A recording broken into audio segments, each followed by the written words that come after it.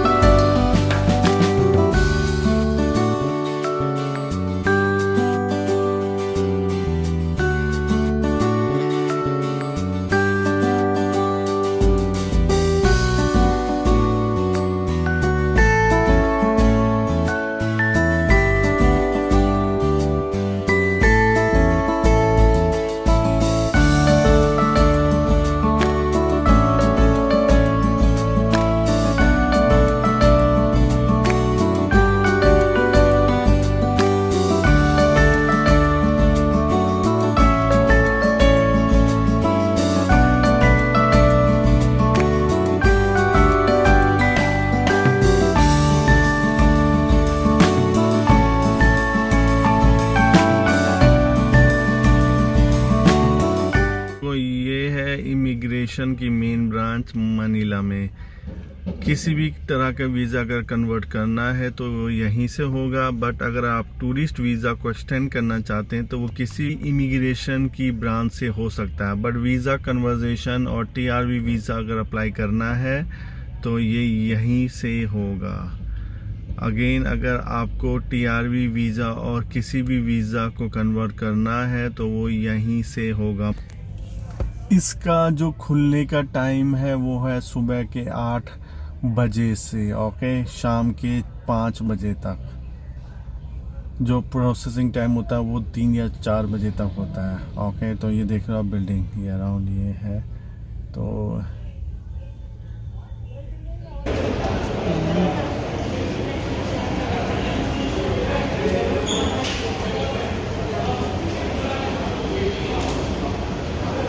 ये यहाँ पे एवरीथिंग होता है, आपका कन्वर्जन, फीस, एक्सटेंशन।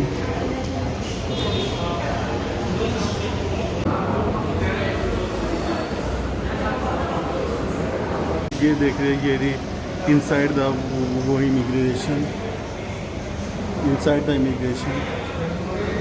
ये जो है ये ACR कार की विंडो है। यहाँ पे आपका ACR कार की पिक्चर ली जाती है और आपका ACR कार्ड यहाँ पे बनाया जाता है। तो दिखाना चाहता हूँ कि जो TRV वीज़ा होता है वो एक्चुअल जो पासपोर्ट पे कैसा होता है। ओके, तो मैं शुक्रवार को जो मैं गया था अपना, मेरा जो TRV वीज़ा था वो मेरे पासपोर्ट पे लगवाने, रिन्यू करवाने। मेरा जो लास्ट TRV वीज़ा था वो उसकी एक्सपायर डेट थी 25 दिसंबर 2021। सो मैंने एक महीने पहले ही अप्लाई किया था रिन्यूअल के लिए, तो वो अप्रूव हो गया था। तो मुझे पासपोर्ट पे स्टैम्प, नई स्टैम्प जो लगती है पासपोर्ट पे नई वीज़ा की, तो लगवानी थी। तो शुक्रवार को मैं अपना पासपोर्ट लेने के लिए गया था। तो मैं आपको दिखाऊंगा कि जो एक्चुअल TRV वीज़ा होता है वो होता कैसा है। मेरा जो न्यू TRV वीज़ा है वो दिसंबर 25 2021 से 2025 तक है, 5 साल के लिए।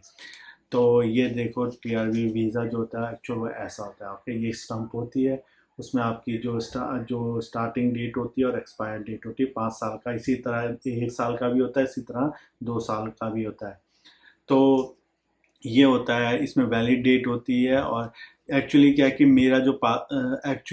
मेरा जो पासपोर्ट है वो होने वाला है एक्सपायर, तो मुझे इसको रीस्टम्प करना है। तो मेरे इस जो पासपोर्ट पे मेरी जो TRV वीज़ा लगा है वो 3 साल का लगा हुआ है, और फिर 2 साल का जो मुझे रीस्टम्प फिर से करवाना है अपने नए पासपोर्ट पे। तो उसकी भी फ़ीस है 1500 पैसो। सो तो जो नया मेरा जो 3 साल के बाद मेरा ये पासपोर्ट एक्सपायर हो जाएगा, तो मुझे नए पासपोर्ट पे रीस्टम्प करवानी है सेम दिस TRV वीज़ा के लिए।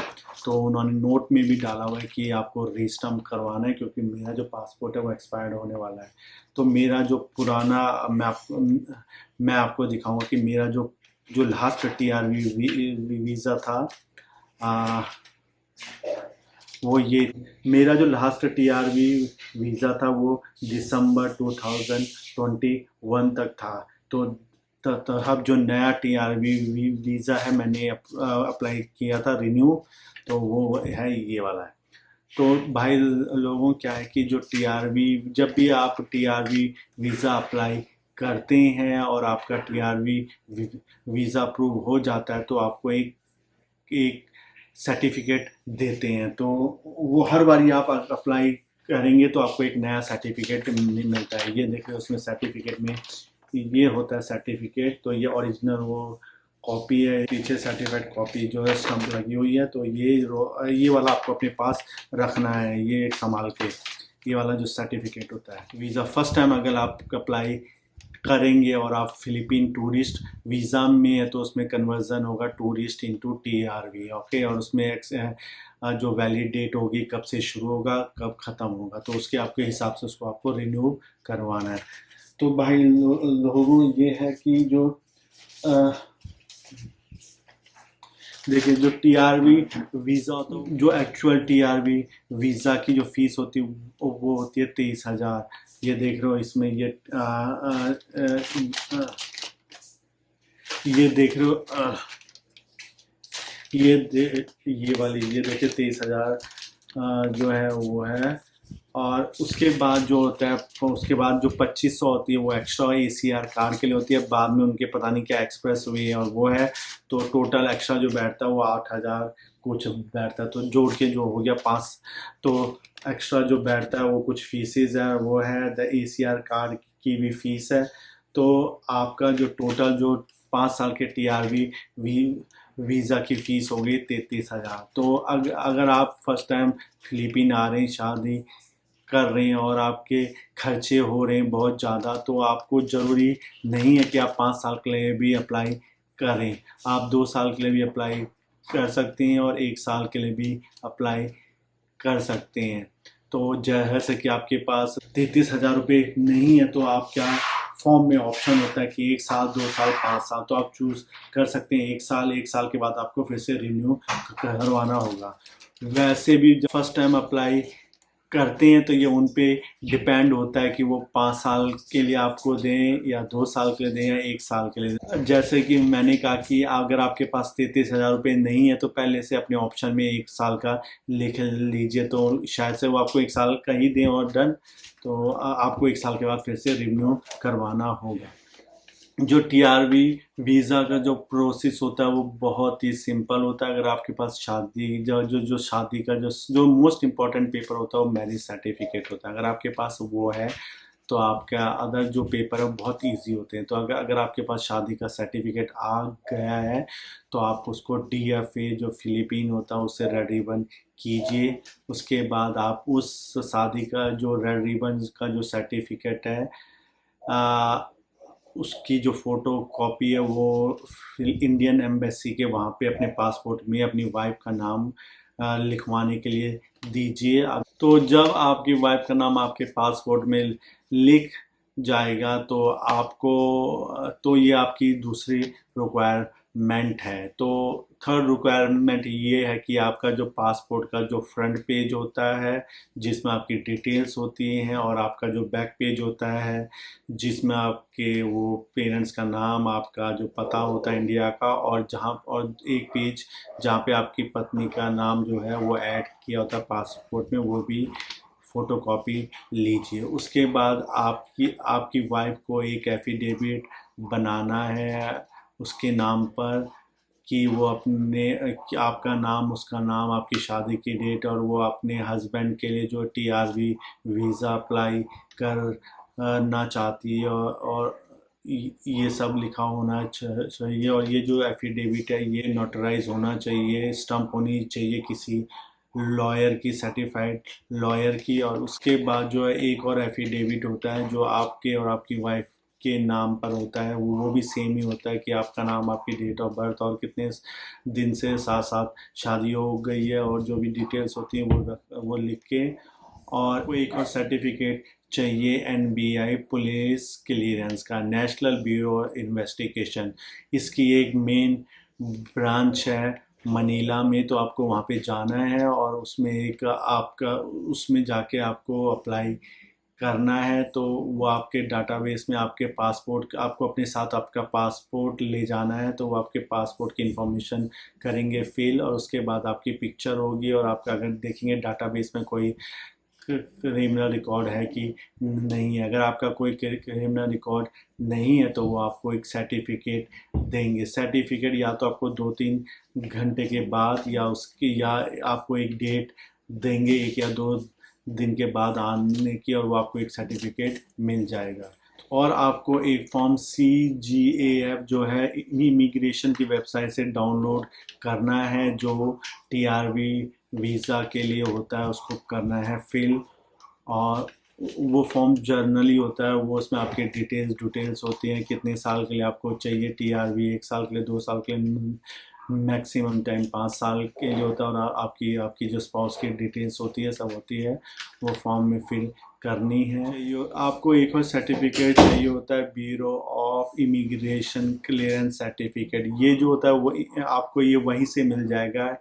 आप इमिग्रेशन जाएंगे तो आपका जब पहले टीआरवी वीज़ा फाइल करने से पहले एक काउंटर होगा, वहाँ पे जाके आप bureau of immigration clearance certificate ले सकते हैं। वो आपको 5-10 मिनट में ही मिल जाएगा कि वो आपका रिकॉर्ड देखते हैं पासपोर्ट की कुछ नहीं है तो बस आपको एक प्रिंट आउट दे देते हैं सर्टिफिकेट, जो आपको अपने टीआरवी वीज़ा की एप्लीकेशन और अदर पेपर के साथ सबमिट करने हैं। बेसिकली आपको 7 डॉक्यूमेंट चाहिए। एक तो मैरिज सर्टिफिकेट हो गया, एक आपकी वाइफ का नाम आपके पासपोर्ट में हो, साथ में आपको आपके पासपोर्ट का डिटेल पेज और बैक पेज और जहाँ पे आपकी वाइफ का नाम है उसका फ़ोटो कॉपी। और साथ में जब आप फ़िलीपीन आए थे वहाँ पे एक स्टम्प का, जब आप फ़िलीपीन आते हैं तो आपका एक स्टम्प होता है, तो उसकी फ़ोटो कॉपी और आपका टूरिस्ट वीज़ा की फ़ोटो कॉपी।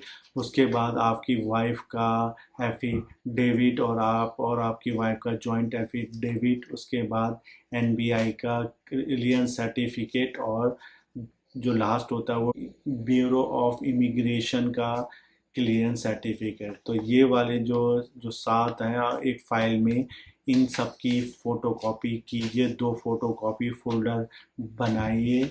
उसके बाद आप विंडो 1 में जाएंगे जहाँ पे वो आपकी स्क्रीनिंग करेंगे, पेपर्स की चेक करेंगे कि सब पेपर अवेलेबल। देन वो आपको सेकंड विंडो में भेजेंगे, तो वो भी आपका फॉर्म चेक करेगा ढंग से फिल हुआ है कि नहीं। उसके बाद आपको उसके बाद आपको या तो वो फ़ीस के लिए भेजेंगे जहाँ पे पेमेंट करनी है, और जब पेमेंट कर देंगे तो आपको रसीद के साथ आपकी जो फ़ाइल है वो आपको सबमिट करनी है।